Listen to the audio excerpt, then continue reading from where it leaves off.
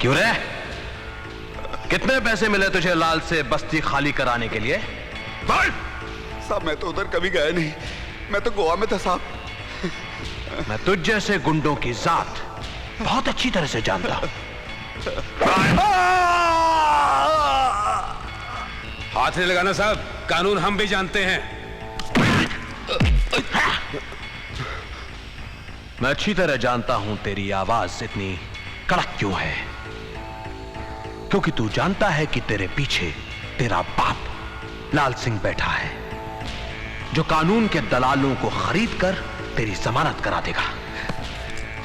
लेकिन अब वक्त बदल चुका है। अपने आप को लाल की छतरी से अलग कर ले, क्योंकि अब इस शहर में मैं लाल जैसे लोगों की साथ ही खत्म कर दूंगा।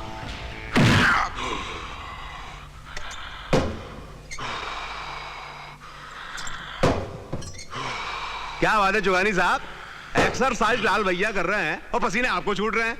हैं? लगता है बहुत अच्छी खबर सुनाने वाले हैं आप। सुनाइए सुनाइए, बहुत अच्छा मौका है।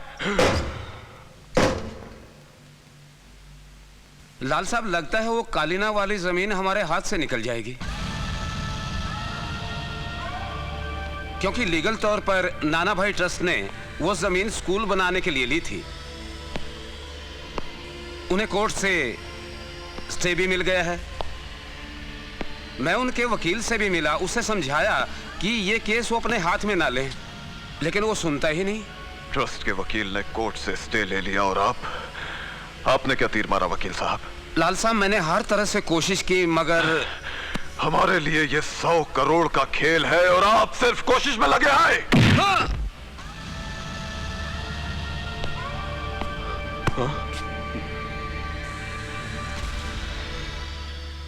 केस क्या है? क्या किया तुम लोगों ने?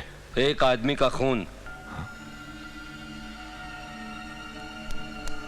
लाल सिंह से पंगा लेके तूने अच्छा नहीं किया।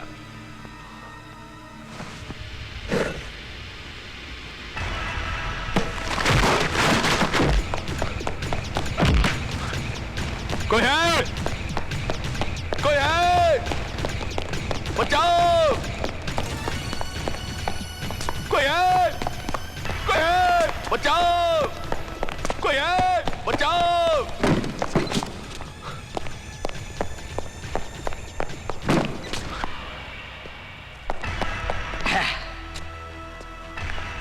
अरे चिल्ला क्या रहा है? वो भी इसके सामने। इसकी आंखों की पट्टी खोल देना तो सबसे पहले यही भागे यहां से।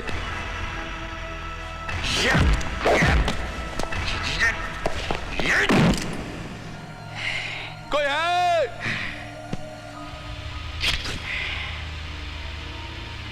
अरे जब 9 से 5 यहां कोई नहीं सुनता तो 5 के बाद कौन सुनेगा? ये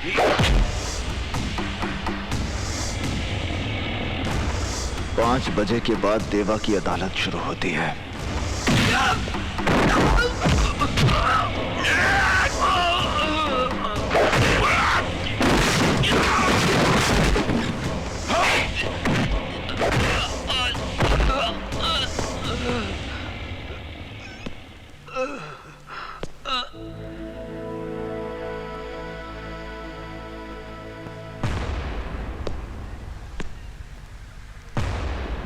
जानवर को मारने के लिए जानवर बनना पड़ता है बाबूजी।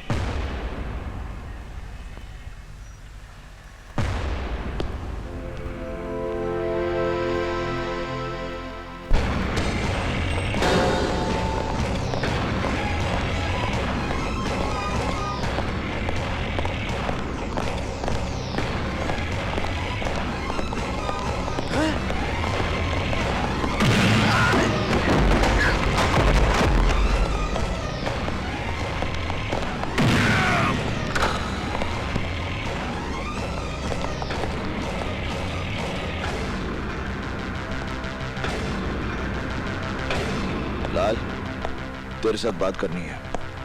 तुम देख नहीं रहे कि यहाँ एक जरूरी मीटिंग चल रही है?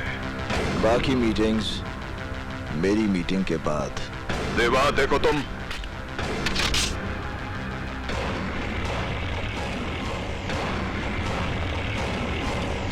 मैं तुझे मारने नहीं आया लाल, ये काम मुन्ना या मनी कोई भी कर सकता है। आखिर तुम चाहते क्या हो मुझसे?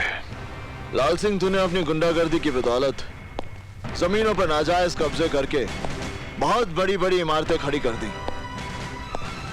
तेरी भूख इतनी बढ़ गई है कि अब तू स्कूल और शमशान जैसी जगहों को भी हड़प लेना चाहता है।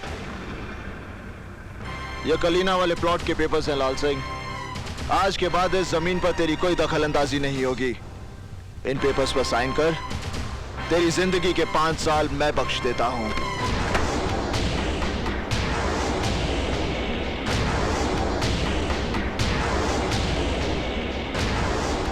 एक मामूली से प्लॉट के लिए 5 साल की जिंदगी घाटे का सौदा नहीं है लाल। ले साइन कर।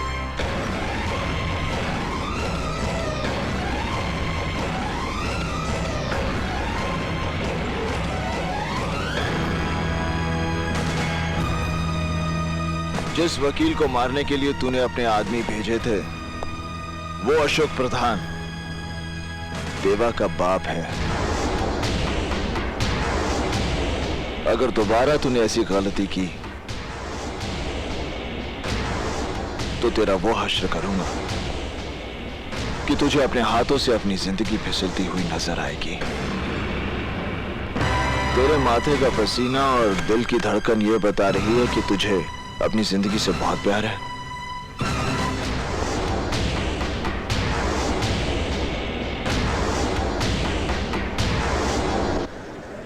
घर पर सभी लोग बहुत घबरा गए हैं देवा। मैंने तो बाबूजी को यह केस लेने से रोका भी था। अरे यहां ऐसे कितने प्लॉट्स हैं जिन पर लाल सिंह का कब्जा है। कुछ नहीं होता कोर्ट में, मगर बाबूजी तो बस। कुछ नहीं होगा बाबूजी को। लाल सिंह तो क्या, इस शहर का बड़े से बड़ा गुंडा भी उनकी तरफ आग उठाकर नहीं देख सकता। देवा, मैं तुझे लेकर भी काफी डरा रहता हूं। कितने सारे दुश्मन पाल लिए तूने इस शहर में। देख, मैं जानता हूं कि तेरा हर कदम बुराई के खिलाफ उठता है, लेकिन पुलिस भी तो गलत लोगों का साथ देती है। तू मेरी फिक्र छोड़। तुझे मेरे काम धंधे की समझ नहीं है। मेरा वास्ता ही उल्टे सीधे लोगों के साथ पड़ता है। तू बता, तेरा काम कैसे चल रहा है? नया काम शुरू किया है, बिल्डिंग मटेरियल का। काम काफी बढ़ गया है। 1-2 बिल्डर से और बात चल रही है। आकाश, मैं चाहता हूं कि तू ये सब कुछ छोड़कर कोई अच्छा सा बड़ा काम शुरू कर। नहीं देवा, मैं अपने इस काम से बहुत खुश हूं। सुबह 9 से 6 तक काम, फिर घर, और कोई बड़ा काम मुझसे संभलेगा भी नहीं देवा। तेरे साथ कोई बात नहीं कर सकता। मुन्ना, ये फाइल बाबूजी को दे देना। कलीना वाले प्लॉट के पेपर्स हैं। ए टोपी, माँ किधर है? बिस्तर तो खाली है। माँ, वो तो चली गई। गई? कहाँ गई? अरे बाबा, अपोलो हॉस्पिटल। Apollo hospital? बेटा ये क्या है? माँ, ये हॉस्पिटल है। अस्पताल। अस्पताल ऐसा भी होता है? माँ, यहाँ बड़े बड़े लोगों का इलाज होता है। खर्चा बहुत होता होगा। ज्यादा कुछ नहीं, 1 लाख रुपया जमा किया है। लाख रुपया? क्या हुआ? मुझे संभाल, चक्कर आ गया मुझे। चलो अपने कमरे में चलो। हाँ? हाँ। अपने कमरे में? हाँ। अलग कमरा मिलेगा मुझे? हाँ हाँ। हाँ?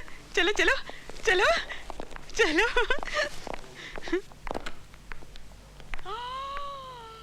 इतना बड़ा कमरा है भगवान। टीवी भी है, चलता है? हाँ देखिए, चलता भी है माँ जी। ओ, ये तो रंगीन है। देखो देखो। और वो मशीन क्या है? माँ जी, एयर कंडीशन है। क्या है? Air condition. ठंडी ठंडी हवा आती है, देखिए। ठंडी ठंडी हवा फेंक रही है बराबर। ये बिस्तर, ये भी मेरे लिए।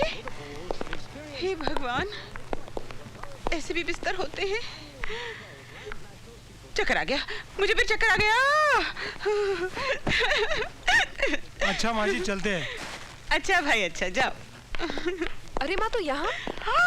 अरे बेटी, तू इधर आ, इधर आ। तेरा माथा चूमूंगी, इधर आ जल्दी। अरे वाह, तू तो बहुत बड़ी जगह नौकरी कर रही है।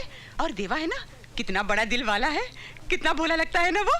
बेटी तूने देखा, वो देख रंगीन टीवी, और मेरे लिए ठंडी हवा फेंकने वाली मशीन देख, और ये बिस्तर कितना अच्छा है ना। लगता है देवा तेरे काम से बहुत ही खुश है, तभी तो उसने मेरे लिए। माँ, अब तो यहाँ ठीक हो जाएगी। तेरा यहाँ अच्छा इलाज हो जाएगा। अरे अब तो मुझे बिल्कुल परवाह नहीं है। ऐसी अच्छी जगह से ठीक होकर कौन जाना चाहेगा। अब तो मैं आज जम ही जाऊंगी। डॉक्टर से साफ कह दूंगी कोई ऐसी दवाई दे दे कि बीमारी बस टिकी रहे। तो तू मेरे बॉस की कमाई पे ऐश करना चाह रही है। बोल दूंगी उसे।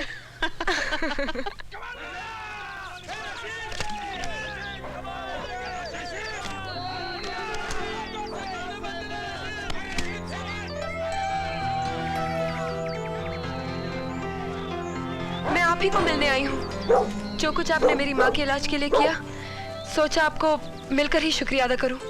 अच्छा तो बोलो। वो क्या? शुक्रिया अदा तो कर चुकी, और कुछ बोलना है? नहीं, और तो कुछ नहीं, बस मैं तो यूं ही। देखो, तुम्हारा ये उदास और डरा हुआ चेहरा अच्छा नहीं लगता। गुस्से में अच्छी लगती हो। तुम्हारी माँ भी कह रही थी कि तुम्हें बहुत गुस्सा आता है। वो भी तुमसे बहुत डरती है। वो भी मतलब? कोई और भी मुझसे डरता है?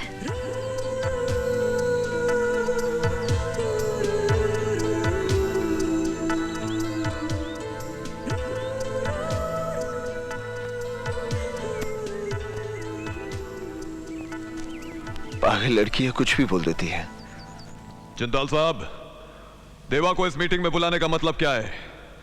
वो हमारे लिए मुश्किलें खड़ी करता रहता है और हम उसे अपने बराबर बिठाकर इज्जत दे रहे हैं।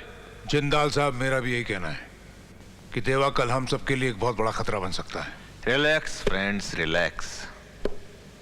देवा हमारी दुनिया का एक नया बीज है जिसमें अभी अभी अंकुर फूटे हैं। जवान है, जोशीला है, और सबसे खास बात यह है कि वो बहुत जल्द तरक्की करना चाहता है। मेरा तजुर्बा है, ऐसे तेज आदमी को अपने से दूर नहीं रखना चाहिए।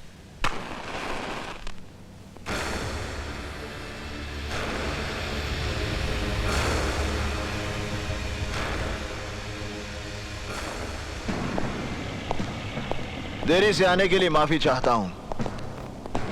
वैसे मैं इस बात से हैरान हूं कि आप लोगों ने मुझे इस मीटिंग में क्यों बुलाया है। देवा, इन दिनों हमारे धंधे में मुश्किलें बढ़ गई हैं। इन मुश्किलों से हमें कैसे लड़ना है, इसी के बारे में बातचीत करने के लिए हम सब लोग यहाँ इकट्ठा हुए हैं। आखिर ये हमारी जमात की बात है, और तुम हमारी जमात से बाहर तो नहीं। जमात एक होने से सोच एक नहीं हो सकती जिंदाल साहब। सोच का क्या है, वक्त के साथ बदल जाया करती है। तुमने अपनी जगह बनाने के लिए जो रफ्तार पकड़ी है, उसका तुम्हें कायल। ये तो आपका बड़प्पन है जिंदाल साहब। वैसे आप लोगों की जानकारी के लिए बता दूं कि अभी अभी तो मैं अपने पैरों पर खड़ा हुआ हूं। ठीक से चलना शुरू भी नहीं किया मैंने। रफ्तार पकड़नी तो अभी बाकी है। आप कुछ धंधे की मुश्किलों के बारे में बात कर रहे थे। देवा, मेरा मतलब है हमें छोटे छोटे फायदों के लिए आपस में रंजिश का माहौल खड़ा नहीं करना चाहिए। हम ताकतवर तभी हैं जब तक हम एक हैं। अलगाव वो दरार है जो किसी भी इमारत की बुनियाद में समाकर उस इमारत को बर्बाद कर देती है। हमें अपनी इमारत में इस दरार के लिए कोई जगह नहीं छोड़नी। हमें पूरी ताकत के साथ मिलकर अपने दुश्मन से लड़ना है, और हमारा दुश्मन है कानून। तुम्हें मालूम है देवा कि हमारे नए सीएम बहुत ही ईमानदार हैं।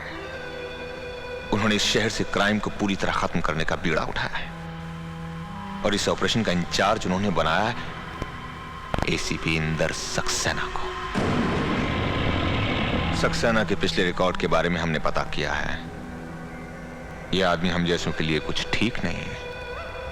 इससे पहले कि हमारे इर्द गिर्द कानून का दायरा कस दे, हमें उसे इस दुनिया से विदा कर देना चाहिए। नहीं जिंदाल साहब, सक्सेना को मारकर हम पूरे पुलिस डिपार्टमेंट को अपना दुश्मन नहीं बना सकते।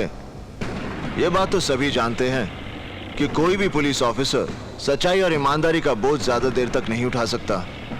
और जिस दिन सक्सेना को ये बात समझ में आ गई, वो खुद ही ट्रांसफर ले लेगा। मेरे हिसाब से उसे 3 महीने का वक्त देना चाहिए। अगर 3 महीने के बाद वैसा नहीं हुआ जैसा तुम सोच रहे हो तो इंदर सक्सेना को तुम खुद मारोगे। यह वादा मैं कैसे कर सकता हूं?